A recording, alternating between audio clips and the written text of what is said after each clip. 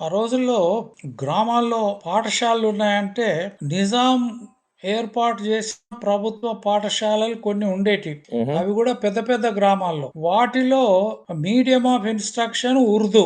మన మిషనరీలు స్థాపించిన పాఠశాలలో మీడియం ఆఫ్ ఇన్‌స్ట్రక్షన్ వాళ్ళు తెలుగు ప్రవేశపెట్టారు. తెలుగుతో పాటు హిందీ, హిందీతో పాటు ఉర్దూ వీటితో పాటు ఇంగ్లీష్ సబ్జెక్ట్స్‌గా చెప్పేవారు. ప్రైవేట్ పాఠశాలనేటివి ఆ రోజుల్లో లేవు. లేవు. ఆ!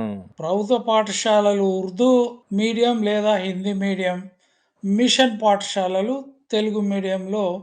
ఉండేటివి. హుహు. హైదరాబాద్ పట్టణానికొచ్చినప్పుడు నేను గమనించిన విషయం ఏంటంటే, ప్రైవేట్ స్కూల్స్ అనేటివి ఆ రోజుల్లో ఏమి లేవు. హుహు.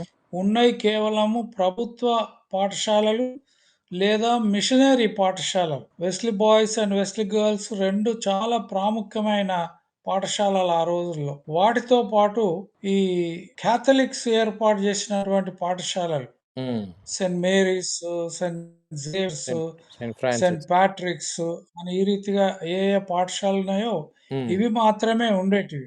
సికింద్రాబాద్‌లో మాత్రం మహబూబ్ కాలేజ్ పాఠశాల ఉండేది. మహబూబ్ కాలేజ్ పాఠశాల. అది ప్రభుత్వానిది కాదు. ఒక వ్యక్తిది గాదు. ఒక సంస్థ లాంటి వారు హ్మ్. ఆరంభించినటువంటి పాఠశాల. దాని పేరు మహబూబ్ కాలేజ్ అని పెట్టారు గానీ, అప్పుడు ఆ కాలేజ్ కాదది. ఓకే. అది కేవలం పాఠశాలగానే ఉండింది. ఆ రీతిగా ఉండేది. ఎక్కువ హైదరాబాద్, సికింద్రాబాద్‌లో విద్యను నేర్పించింది, ప్రభావితం జేసింది, స్ప్రెడ్ జేసింది Christian mission hostels and hmm. Christian mission schools. అవును. ఆ రోజుల్లో Wesley boys on one hand, SPG society for propagation of the gospel. SPG schools.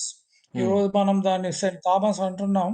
హ్మ్. ఆ రోజుల్లో ఎస్‌పీజీ అనేవారు. వారు Catholic school, Saint Mary's, Saint Patrick's తదితర ఇతర పాఠశాలలు అభివృద్ధయ్యాయి.